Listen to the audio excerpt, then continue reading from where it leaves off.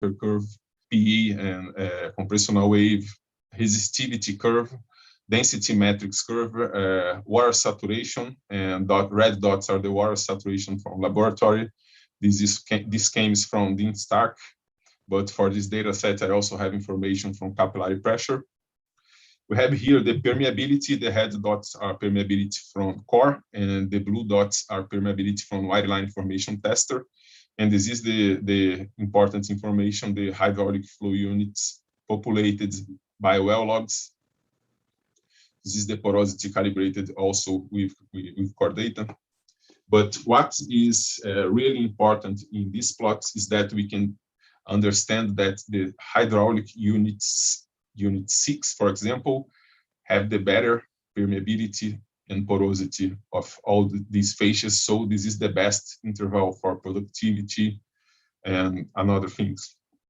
And if you take a look at the HFU1, that is the blue one, we have very low values of permeability and porosity. So this hydraulic units is more for storage than for flow, and this one is the better for flow. And the main idea of this study is to propagate all of this information in all the wells that you have in one major field. So when you finished your task of rock typing, we will move for the next step, that will be the saturation height modeling. We have an example here of 3 rock types, A, B, and C, that are propagated in one well, for example, and we have some capillary pressure curves for each one of these rock types. These measures were performed in laboratory, and what we can see here is that the rock type A has the better quality for reservoir. We can see that the curve is very close to this axis. This is the behavior of a good quality reservoir, and the rock type C has the bad quality for reservoir. So we can use this information as we have this rock type propagated. For example, with the well, we can use this information, this curve, to propagate the water saturation, as we can see here in this track.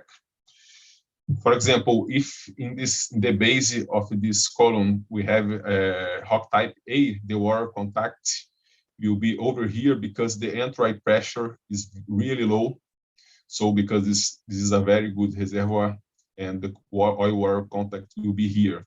So if you have, for example, the rock type B, we can see that the entry pressure is much higher than for rock type A.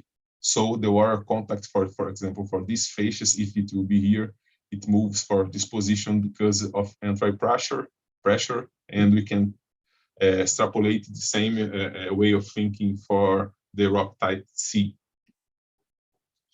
So it is quite common for the quality of the dynamic model to be more sensitive to errors in the distribution of A, B, and C in the wells than the errors in the capillary pressure curves for A, B, and C. This is very important. We need to have a very good quality control of the distribution of the hydraulic flow units in the wells, because this is the most sensitivity information. The capillary pressure are much more robust than this type of approach. But if you have a good quality control, it can work really well. Hence, the rock effect typing is key to the effectiveness of the saturation height model. So now we have our saturation height model for each of these rock types, and this is the approach to propagate the rock types using the machine learning techniques. So we use one of these algorithms, self-organizing maps, cluster analysis, or fuzzy logic, for example, that are models that are used to determine phases, or the same methods can use to predict phases or flow units. These are very low machine learning methods. And we can use this information to propagate the rock types. And after we have propagated, we can enter the saturation height modeling to estimate our saturation and use it in dynamic model. We will get the permeability from hydraulic flow units, for example, in this approach, but there are another ways to get this. We can use an NMR log, for example, a core perm exploit regression, or a curve prediction. But how is the reservoir engineer going to model permeability in the simulator? So we will give to the reservoir engineer the equations of permeability based on the porosity and the hydraulic flow units, and it can be directly used in the dynamic model. Here we can see some applications of rock typing for saturation height modeling. The first cross plot, we have the saturation of plug, and here the J function. J function is a function that correlates permeability and porosity regarding to the height of the contact. As we can see here, the rock types, we have 4 rock types: the blue one, the magenta, the green, and the brown. And we have here the raw capillary pressure curves.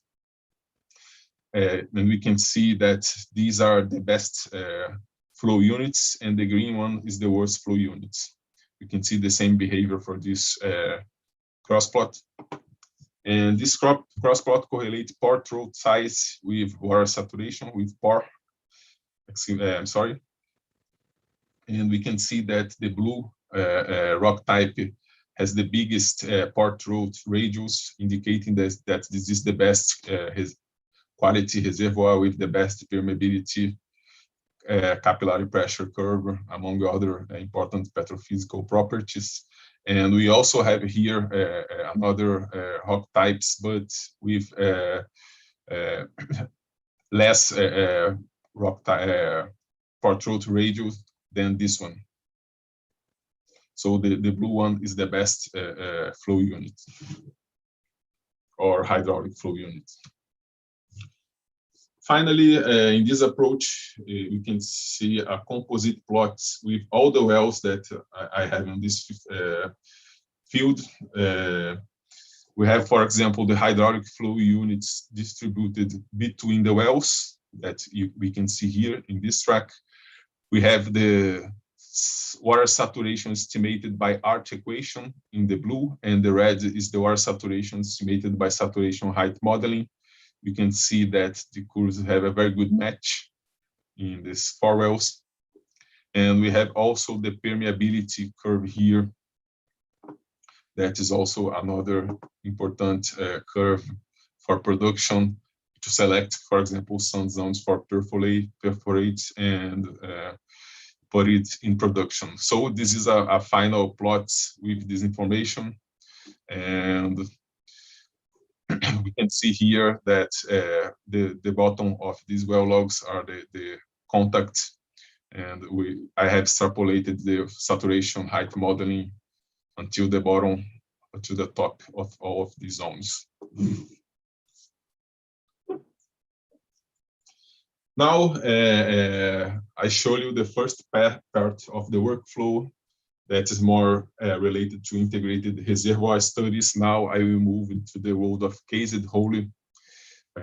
Now, at this point, the field start the production, and we need to understand what's happening in your well. There are some questions that came with the time of production. The first one, which perforated zones are contributing most to production? Yes, we need to understand that, and there are some tools that can help us. For example, production log tools can be very useful for this task. Has the oil-water contact moved since production began? Yes, this is another very important information, because we know that with the time of production, we have some changes in the distribution of fluids, and the oil-water contact can, for example, go up or moving up, and we can start to produce water in one zone that were in the beginning was producing oil, but because of this moving of fluids, this zone is now producing water. Where is the water production coming from? We need to understand that what's happening if we have some problems in the cement. We can see here the well, if it is the cement, it is the casing.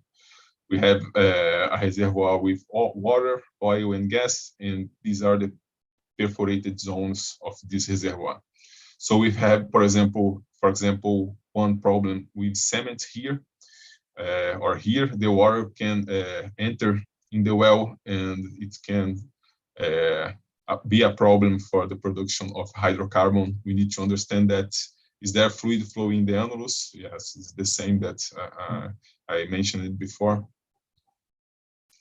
Is the cement providing an annular barrier between reservoir and surface? This is a very important information. We need to know that it is related to safety of the well, because we wouldn't like to have this connection from oil or gas until the surface. We need to have a barrier. It is dangerous, and it also can, for example, put hydrocarbon in contact of aquifer and can pollute these zones. So it is very important to have an annular barrier between reservoir and surface for safety reasons. So the other two questions are related to the casing. Do we have a leak, or has the casing worn over time? It is common in a field of in a life of a mature field. We can have problems of corrosion or worn with the time. So we can use, for example, the case inspection to detect these zones. And the last question is, can we increase the production by reperforating? Maybe we can understand the distribution of water saturation. For example, use a saturation log or a pulsed neutron log. And we can reperforate in one zone that still has the original oil saturation. And we can, of course, increase the production of this well. So now I will talk about specifically about the pulsed neutron. That it is one cased hole log, very important. We can see here that this tool has many applications. We can see that we have problems with water saturation in depleted reservoirs. We can detect, for example, bypassed gas zones or oil zones. We can do petrophysical evaluation of old fields, and we can estimate the current oil saturation, and understand the water production behind the casing or flow behind the casing. These are the main information that we can get from the pulsed neutrons, and there are mainly two types of acquisition. For example, if you have salt water, we can use the capture mode, and if you have fresh water, we can use the spectroscopy mode of logging. For bypassed gas zones, we can use capture with inelastic ratio. This is a technique to detect gas. I will show you in the next slide. And for this technique can be very useful for petrophysical evaluation of old fields when we have just resistivity or potential spontaneous open hole logs available. And it can help us to have a better water saturation curve. And for field management, we can think about oil saturation in reservoirs that has a gas cap, and we can, for example, inject gas to increase the pressure of the reservoir, or inject water to increase the pressure of the reservoir. And we need to also understand the flow behind the casing. If we have this problem, pulsed neutron can be a very useful tool.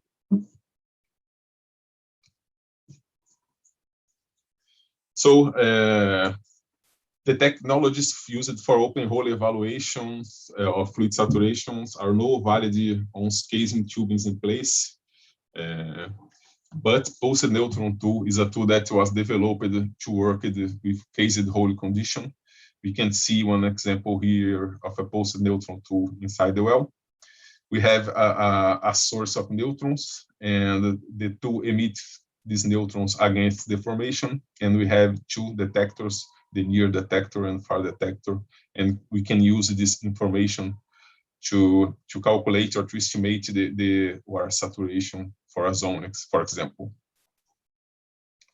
And this tool is very used to determine how fluid saturations are changing and contacts are changing during the production life of well. This is dynamic, depending of the time that you still started the production. You see that we have some changes in contact and saturation with the time. And we have two different logging tool modes, the Sigma mode that is used for reservoirs with highly saline water, and carbon oxygen logs, carbon oxygen mode of acquisition for low or mixed water salinity. These are very important information, and this tool is very useful for major fields to understand this behaviors. I'll show you one example of a bypassed gas zone. We have here a plot with the gamma ray in the first track. We have here the sigma curve is the red curve. The far and near counts from the detectors. The neutron porosity here, and the curves IRAT and inelastic ratio that are used to detect gas. And what we can see here in this plot is that we have very low values of sigma at this zone, and we have high values of inelastic ratio and hat. And this indicates that we have gas in this zone that was bypassed, but now we can perforate the zones and increase the productivity of this well with these zones. If we take a look at this table, the sigma of gas is very low, and it is what we are seeing here. We have very low values of sigma in this part of the reservoir, indicating the gas presence. And water saturation is calculated in a similar manner of material balance equation. We need to know the matrix sigma, the hydrocarbon sigma. We can get this information from this table, for example, the clay sigma, the water sigma, and the hydrocarbon sigma, and apply in this equation to estimate the water saturation. Here we can see an example of an old well that we have in one field. We just had two curves, two types of curves. The first one here is the potential spontaneous curve. The second one is the resistivity curve. And the main problem here is that we don't have any porosity curve, and it is very important to estimate the water saturation, mainly if you use the most classical equations for water saturations as RT, Indonesia, Samandu, among others. And in this track, we can see the original water saturation in blue that was estimated based in the old logs. And the red one is the curve of the water saturation estimated by the pulsed neutron logs. And what we can see here is that the sand A is depleted, the water saturation, the oil hydrocarbon saturation is very low. And with the first petrophysical evaluation with old logs, it shows that this zone has oil that can produce oil, but the zone is depleted. We should avoid the zone for perforating because it will produce water. This zone, we can see that the curves are closed, and we have a good estimates of oil saturation. This zone has oil, as we can see here, this sand B, and we can compare these results and also in this lower zone that open hole water saturation underestimated the potential of hydrocarbon of this zone, for example, that have much more hydrocarbon than the old logs that predicted. And this zone also has hydrocarbon. And this is the importance of using pulsed neutron logs in this kind of data from old wells. Another important thing, it is another example for current oil saturation. Sometimes it is necessary to do water injection to maintain the pressure of the reservoir. And we can see here a plot, a composite plot. You can see here some perforated zones, gamma ray curve, the water saturation, and we have here the oil saturation that were estimated from open hole logs, and here we have the oil saturation that were estimated from cased hole logs. And after the production of the production of this well, they couldn't see this water that comes from water injection, and when they run the cased hole logs, it is possible to see this water moving in the oil zone. And we can have a mix of salinities here. The salinity from the water formation, the salinity from the water that was injected in the reservoir. So we have a mix of salinity. So it is very difficult to work, for example, with resistivity curve to have this result. And the pulsed neutron has this advantage because pulsed neutron is independent of resistivity, and we can have a much better estimates of water saturation. This is another application of pulsed neutron that we can call time lapse. This application shows that with the time we have the variation of water saturation, and we can take some corrective actions in our reservoir. As we can see here in this track, we have the open hole curves, or the original curves of the reservoir. You can see that we have very good oil saturations. We are in a carbonate rock or reservoir. And 1 year after that, they run a pulsed neutron log, and we can't see many variations in the oil saturation. But in the second year, we can see that we have increased the water saturation in the bottom of the reservoir. And in the third year, we also see that we have more water saturation, the increase of water saturation in the reservoir. And it is a very important information because we can select a new zones for perforate and including the production of this field. And we can, for example, shut off another zones that are producing water right now.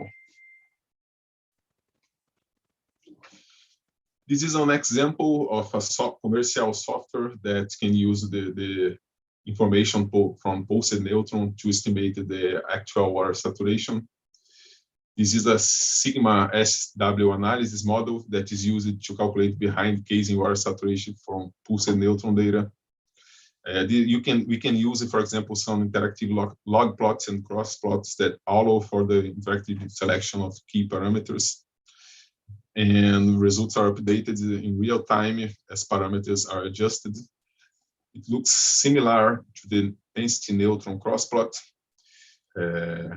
or for example, the Pickett plot, where we have some zones here that we know that are water zones, and we can use these lines to calibrate this zone. This is the same 100% water saturation for this zone, and we can see that this zone that in the past had oil, because we can see the original curve, that's the blue one, and now this zone is depleted.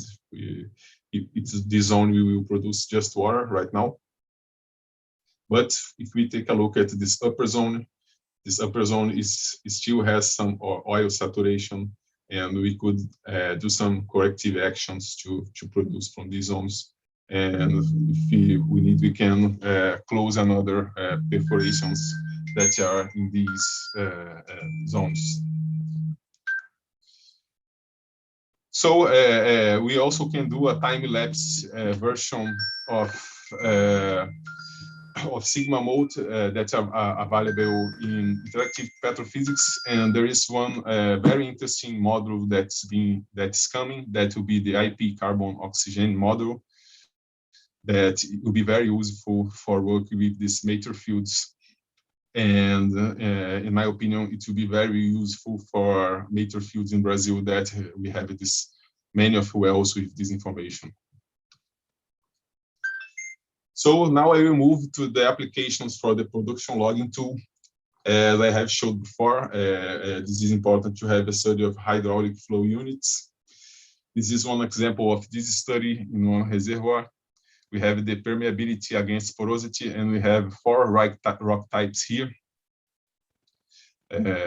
You can see that the brown one is the best reservoir quality. We have the higher permeabilities, and the green one is the worst hydraulic unit phases. And we can see here that this study we have a Lorentz plot, and we can see that hydraulic unit 1, 2, and 3 contribute more to storage, and hydraulic unit hydraulic unit 1, 2, and 3 contribute more to storage, and hydraulic unit 4 contribute more to flow. The hydraulic unit 1 contribute more to flow. And we can see here the PLT answer from a flow meter or a spinner flow. And what we can see is that the brown dots are the hydraulic unit 1.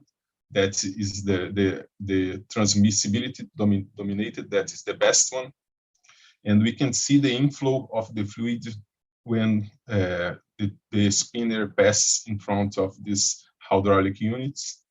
So we can use this information to check our hydraulic flow units model, if this is okay with the PLT information, and if we can make some adjustments if it is necessary. Now I will show you some applications that are related to production.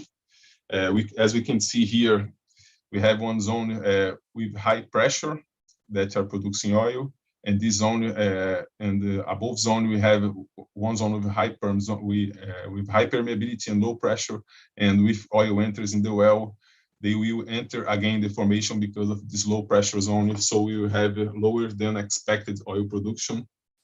The possible causes cross flow or teeth zones, and we can use the production log for diagnosis. So guys, I think in more 10 minutes I will finish this presentation. Is it okay? Yes, Bruno, it's okay. Okay, thank you.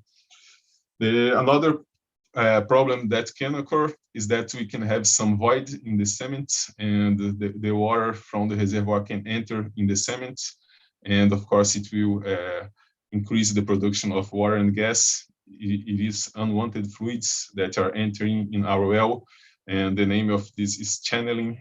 So we can use some production log or cement bond log to identify the zones and perform some corrected actions to solve these problems. Another problem is the coning. As we can see here in this picture, we have coning of water here in the bottom, and in the top we have coning of gas. The possible cause here is the drawdown that's too high, and we have a higher than expected gas or water production, and the production log can detect this coning, also with saturation log that we can see the changes in the saturation in the zones. This is another common problem here when we have some hole or leak in the casing, and the water can enter in the well, so we have a higher than expected water production. The possible cause is the casing leak caused by corrosion or damage, and we can use the case inspection log and production log to solve this problem or detect this problem. Another problem is related to permeability. There are some intervals that have good permeability and will produce easily, and there are another intervals that can have low permeability and won't produce nothing. So this is very important to understand the permeability of your reservoir to avoid this kind of situation. And we can use, again, PLT and case inspection log for this task. Another thing that can happen is that after the perforation, after we perforated the reservoir, we can blockage the perforations with gun debris, crushed rock, or mud cake. And as we can see here, just some of the perforated zones will produce hydrocarbons, and another one is blocked by some of these materials. And we can use inspection log or production logs for that. This is one plot example. We have a reservoir with water, oil, and gas. We have some perforations here. This is the PLT logging tool that has many sensors, flow meters, spinners, temperature, pressures, capacitance, resistivity. And this is the plot of the results of this tool. We can, for example, understand the flow rate. We can see here that this zone that is related to this perforation is producing water. This zone is producing oil, and this one is producing gas. We can use some sensors to identify the type of fluid. For example, here we have the density of fluids. Water has higher density than oil, and oil has higher density than gas, and we can use it to understand what type of fluid is entering in the well. And here we can apply some mathematical equations to estimate the production of gas, of oil, and of course water is not important, but we can estimate it also for water. And this is just the same thing, but show it in the position of the perforated zones. When we are talking about horizontal wells, the things become difficult because we have some vertical zones, we have some horizontal zones, some upward horizontal zones, downward horizontal zones. And as we can see here, we have some perforation zones in this interval. And we have, we don't mix, for example, gas with water. This is the heavy phase that it is water, and this is the light phase that it is gas. And we have a flow coming from these perforations. And as we can see here, the pattern of distribution of the fluids in the well is very heterogeneous. So the common approach for production log tools won't work here. We need to use tools that are much more sophisticated, that have multi-sensors, that we can get the orientation of the sensors, and we can understand if, for example, in the top side of our horizontal well is producing gas, and in the downside we have water. So we have these tools, for example, CAT that use capacitance, RAT that use resistivity, and this is the approach for the horizontal wells. The CBL, VDL are very important also. We have here one example of a well that has very good cement. As we can see here, these are the perforated zones, and the oil is entering in the well and going to the surface in the normal way. So everything is okay. But if we have some problems related to bad cement, you can see that the water can enter in this perforation, gas can enter in this perforation, and it is bad for production. And what can be very dangerous, gas can go to the surface if we don't have a barrier here. So cement is a very important issue in major fields. These are some perspectives. For example, if a well with a good cement covering 306 degrees of a well, of this well, we can see that we have a partial bonding. This zone don't have cement, so it can create channeling that are preferential paths for water to enter in the well. And what are the main physics for that? This is a very simple way to explain that. If you have, for example, a bell ringing, when we hear it with high amplitude, with a very clear sound, this ring is this bell is ringing with liberty. And for example, if we have a bell ringing and there is something that is attenuating the ringing of this well, for example, someone that is with their hands on the bell, we can have a lower amplitude or an attenuated sound. And there are two main basic curves that are used for interpretation of cement logs. This zone, for example, has free pipe. We don't have any cement here.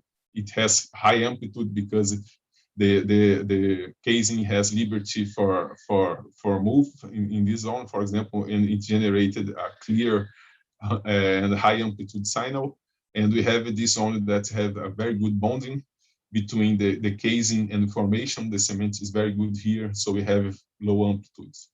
And of course, there are other intervals with partial bond and poor bond that are the intermediate between these two situations. The variable density log, you can see here that we can have four types of cementing, or we have, for example, free. In progress. We have a high amplitude